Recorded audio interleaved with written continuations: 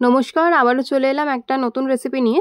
আজকে একটা কেকের রেসিপি শেয়ার করব। সেটা হচ্ছে 8 থেকে 80 প্রত্যেকে খেতে পারবেন।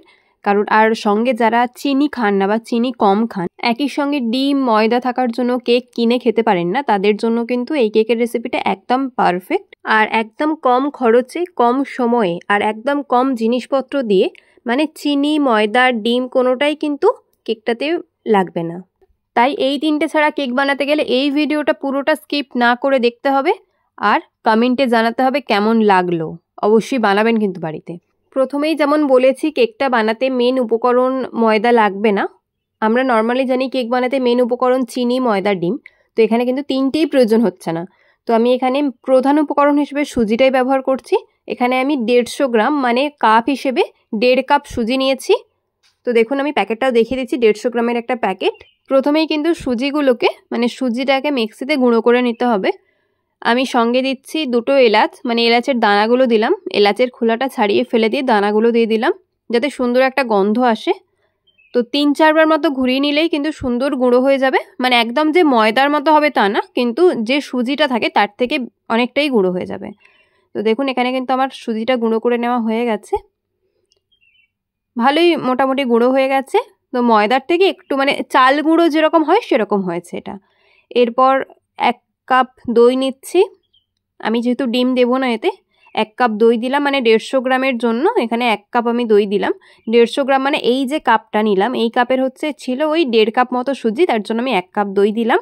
আর যেহেতু বললাম চিনি দেবো না, তার জন্য এখানে আমি গুড় দিচ্ছি। এটা হচ্ছে পাটালি গুড়, রেখেছিলাম যা গরম তাতে গলে গেছে, তো গলে এরকম হয়ে গেছে। তো আমি এই 2 চামচ মতো দিয়ে দিলাম। মোটামুটি ওই 30 গ্রাম থেকে 40 গ্রাম মতো গুড় আছে এতে, আপনারা চাইলে আরও কমিয়ে দিতে পারেন। 2 চামচ মতো দিয়ে দিলাম, দিয়ে ভালো করে দইয়ের সঙ্গে মিশিয়ে নিতে হবে। তো একটু সময় নিয়ে ভালোভাবে গোলাতে গোলাতে দেখবেন এরকম একটা চলে আসবে জিনিস, মানে যে পাটালি গুড় দিয়েছি সেটাও গলে যাবে ভালো করে। এরপর দেবো একটু দুধ। এখানে কিন্তু আমি আমুল দুধ গুলে ব্যবহার করছি, ওই 1/2 কাপ মতো দুধ দিলাম। আপনারা যদি চান এমনি দুধও ব্যবহার করতে পারেন, মানে লিকুইড যেটা হয় ওই গরুর দুধও হতে পারে বা যে প্যাকেট দুধ কিনতে পাওয়া যায় লিকুইড, যে কোনো দুধ ব্যবহার করতেই পারেন। তো সেটাও হচ্ছে নর্মাল টেম্পারেচারে এলে তবেই দেবেন। এরপর দিয়ে দেবো সুজি, যেটা আমি গুঁড়ো করে রেখেছিলাম সুজিটা দিয়ে দিলাম। একই সঙ্গে এতে আমি দেবো খাবার সোডা আর বেকিং পাউডার। এতে আমি বেকিং পাউডার দেবো 1/2 চামচ, সঙ্গে সঙ্গে দিয়ে দেবো 1/2 চামচের থেকেও অর্ধেক বেকিং সোডা। অবশ্যই কেক বানানোর ক্ষেত্রে মাথায় রাখবেন যে যতটা বেকিং পাউডার দেবেন তার অর্ধেক বেকিং সোডা দিয়ে ভালোভাবে এগুলোকে গুলিয়ে নিতে হবে। আচ্ছা, এখানে একটা কথা বলি, মিক্সচার যেটা কেকের যে মিক্সচার আমরা বানিয়েছি এটা কিন্তু অনেকটাই পাতলা লাগছে। তো আপনাদের মনে হতে পারে যে কেকের মিক্সচার এতটা পাতলা তো হয় না। হ্যাঁ ঠিকই, তো সেটা আমি কেন পাতলা হয়েছে সেটা আমি বলছি একটু পরে। তো দেখুন কেকটা কিন্তু আমি মানে মিক্সচারটা আমি রেখেছিলাম প্রায় আধ ঘন্টা মতো। আধ ঘন্টা পরে কিন্তু দেখুন ব্যাটারটা অনেকটাই ঠিক হয়ে গেছে, কারণ যেহেতু সুজি এটা, তো সুজিটা কিন্তু অনেকটাই জল টানবে, তাই জন্য আমি দুধের পরিমাণটা বেশি দিয়েছিলাম সুজির অনুযায়ী। তো অনেকটাই ঘন হয়ে গেছে, দেখতেই পাচ্ছেন আপনারা। তো এরপর এতে আমরা অ্যাড করব একটুখানি ময়দা। তো যেহেতু আমি এখানে 1.5 কাপ মতো সুজি নিয়েছি, তাই 2 চামচ ময়দা দেব। ছোটো চামচের 2 চামচ ময়দা দিয়ে দিলাম। এরপর আপনারা ইচ্ছা মতো ড্রাই ফ্রুট অ্যাড করতে পারেন। আমি এখানে শুধু টুটি ফ্রুটি দিলাম, আপনারা চাইলে কাজু পেস্তা আমন্ড সব কিছুই দিতে পারেন। মানে ড্রাই ফ্রুট দিয়ে কেক বানানোর সময় যা যা দেন সমস্ত ড্রাই ফ্রুট এখানে দিতে পারেন। তো দেখুন আমার কিন্তু ব্যাটার একদম রেডি। এরপর যে কেক টিনে বসাবো সেই কেক টিনটাকে রেডি করব।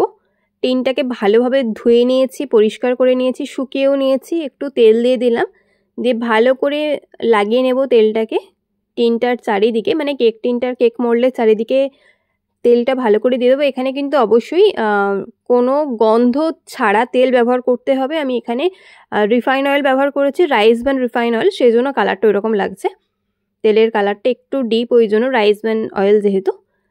তো মাখিয়ে নিলাম। আপনারা কিন্তু অবশ্যই এর জায়গায় বাটার ব্যবহার করতে পারেন, বাটারটাকে হালকা মেল্ট করে ব্যবহার করবেন। অবশ্যই বাটারটা যেন গরম না থাকে। আমি এবার ব্যাটারে দিয়ে দিচ্ছি তেল।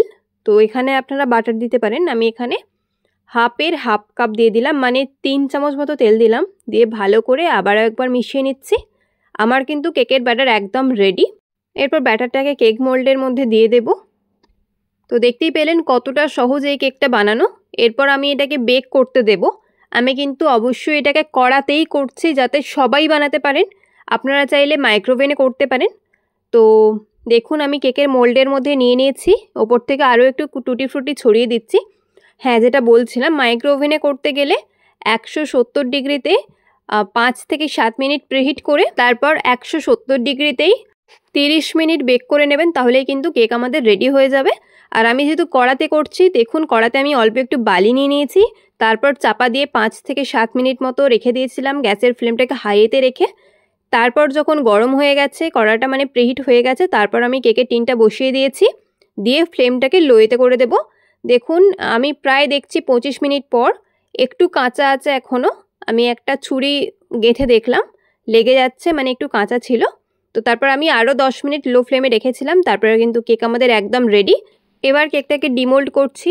ভালো মতো ঠান্ডা হয়ে গেছে, মানে কেকটা কিন্তু আমি পরের দিন সকালে ডিমোল্ড করছি। আর কতটা নরম আছে আমি সেটাও দেখিয়ে দেবো।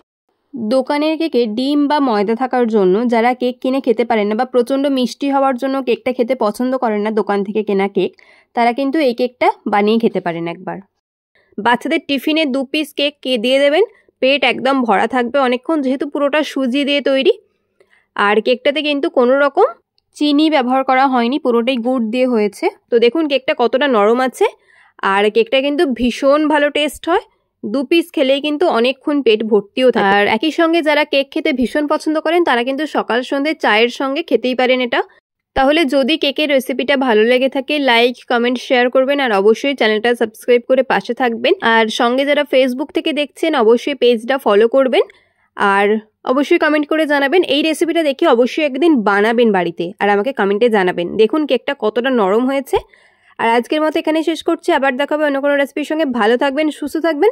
আজকের মতো টাটা।